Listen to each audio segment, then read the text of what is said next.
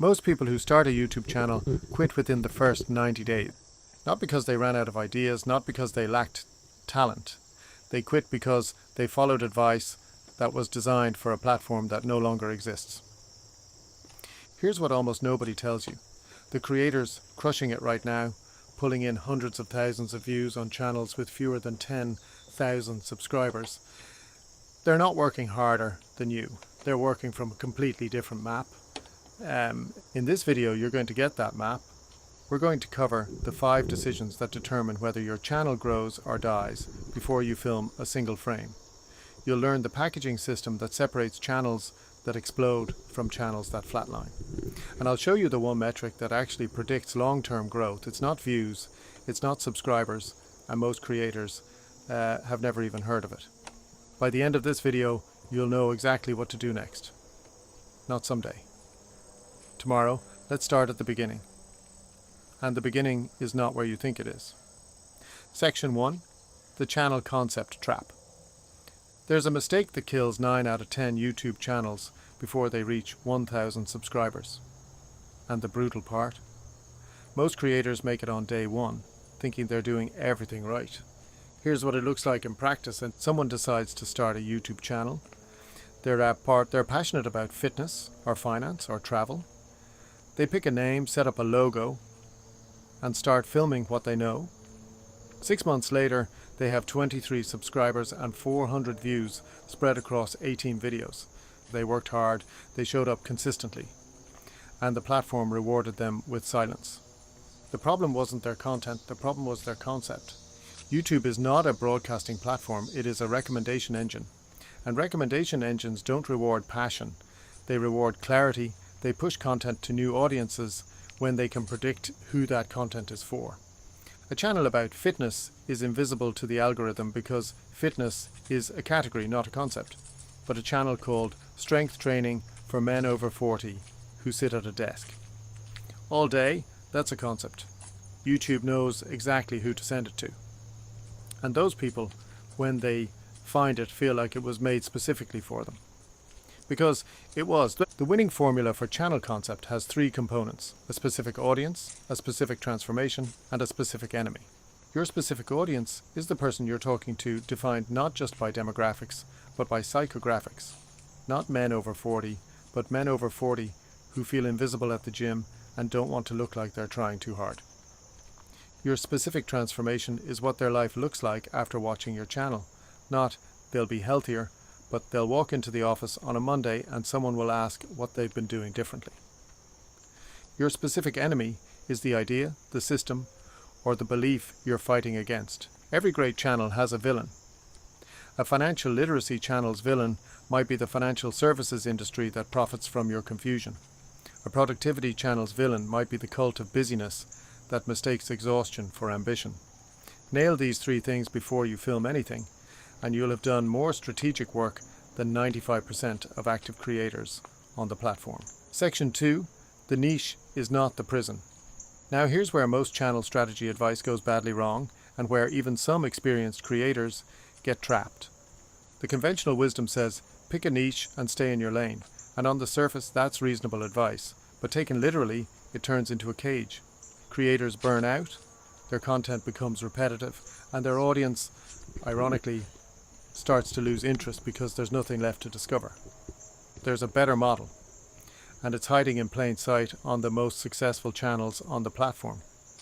Think about a creator like Mark Rober, the former NASA engineer who makes science videos.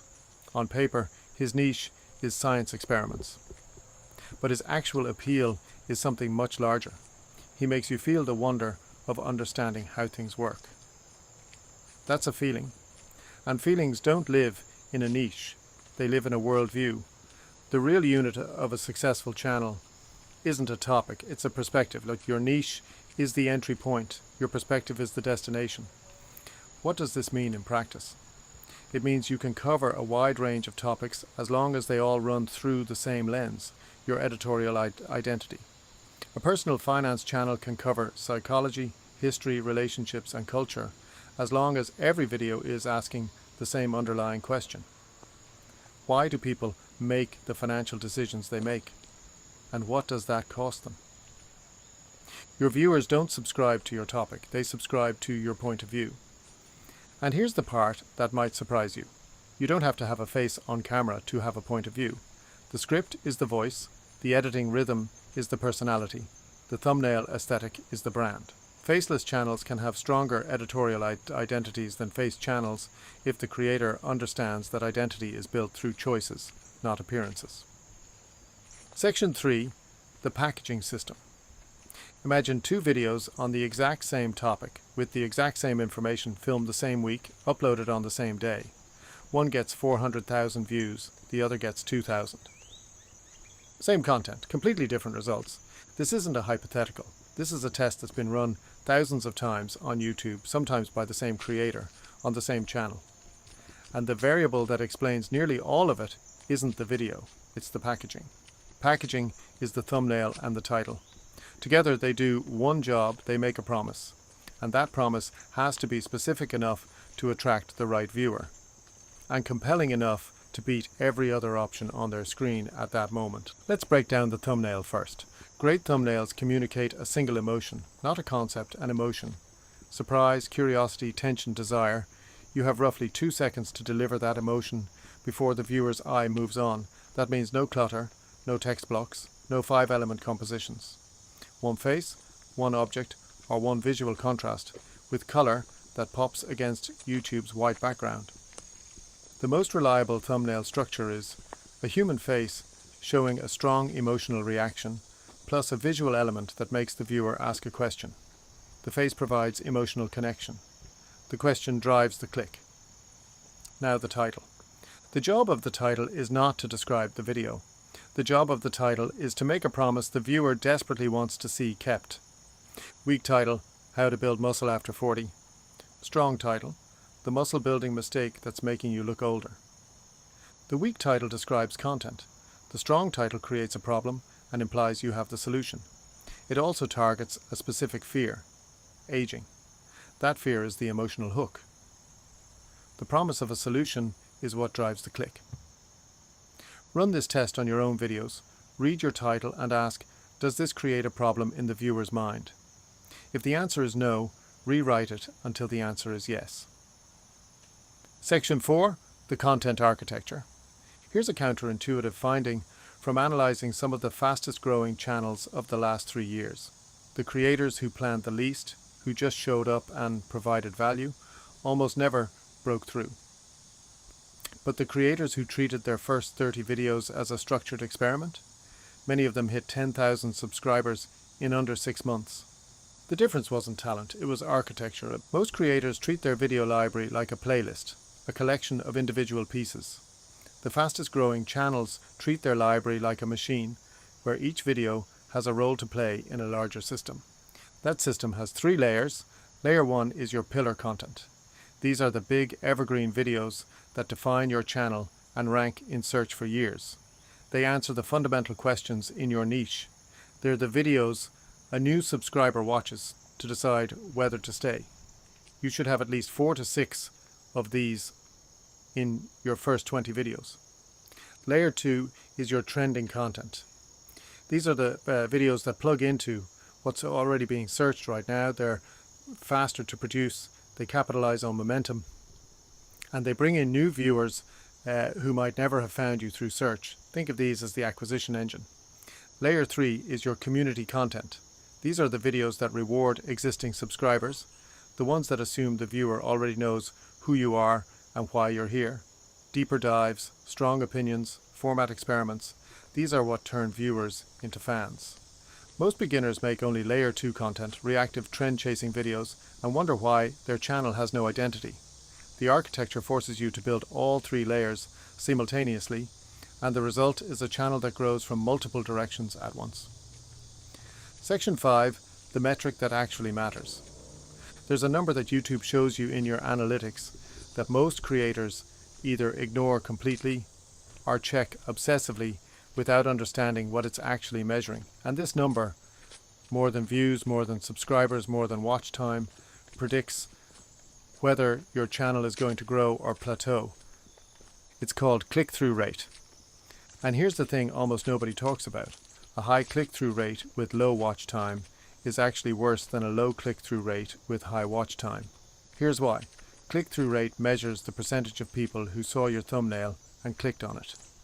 Watch time, specifically average view duration, measures how long they stayed. YouTube's algorithm is not trying to maximize clicks, it is trying to maximize satisfied viewers. And it measures satisfaction by what happens after the click. If your click-through rate is 8% but your average view duration is 15%, YouTube reads that as this video overpromised and underdelivered. It baited the click. The algorithm will slow its distribution. If your click-through rate is 4% but your average view duration is 55%, YouTube reads that as this video is genuinely valuable to the people who watch it. The algorithm will push it further. The number you're actually optimizing for is what some creators call the satisfaction score. It's not a single metric, it's the relationship between click-through rate and retention. You want both to move up together. How do you improve retention? The answer is in your first 30 seconds. In the first 30 seconds of any video, your viewer is asking one question. Was clicking on this the right decision? Your job in those first 30 seconds is to answer yes by confirming the promise of the title, adding one piece of unexpected value, and creating enough forward tension that the viewer needs to know what comes next. Do not start your video by introducing yourself. Do not start with a long recap of what you're going to cover. Do not start with a question the viewer doesn't care about yet. Start in the middle of the action, drop them into the tension immediately, everything else can come after. Section 6. The consistency paradox. Ask any experienced YouTube creator what the number one key to success is, and almost all of them will say the same word. Consistency. Post consistently. Show up consistently. Build consistently. It's the advice that gets repeated so often it has become background noise. And ironically, because it has become background noise, almost nobody actually understands what it means, including many of the creators giving it. Here's what consistency actually means and what it doesn't. It does not mean posting every day.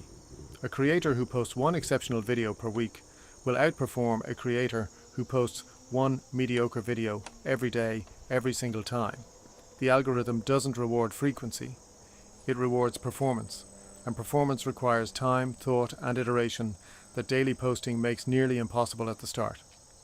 What consistency actually means is this: consistency of signal. Every video you post is a data point. It tells YouTube and it tells your audience what your channel is about. When all your videos send the same signal, same audience, same transformation, same enemy, YouTube starts to understand who to recommend you to. Your audience starts to understand what they're signing up for. Inconsistency of signal is the invisible killer of growing channels. A creator who posts a recipe video, then a travel vlog, then a business advice piece, then a personal rant, each video might be individually good, but collectively they confuse the algorithm and they confuse the audience. There's no compound growth because each video is starting from zero. Post once a week, minimum. Post twice if you have the capacity to maintain quality.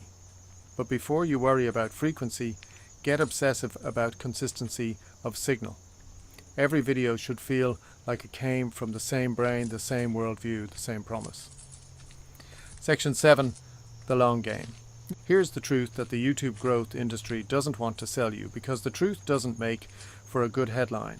There is no hack, there's no keyword strategy, no upload schedule, no thumbnail formula, no collaboration trick that is going to shortcut the fundamental requirement.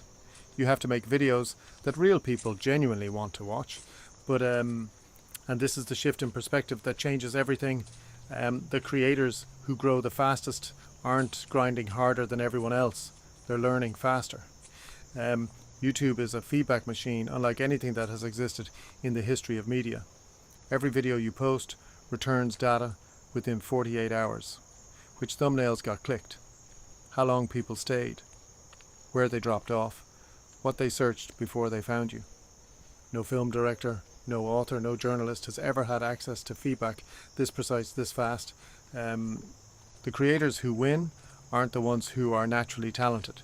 They're the ones who treat each video as an experiment, read the data honestly, update their model, and apply the learning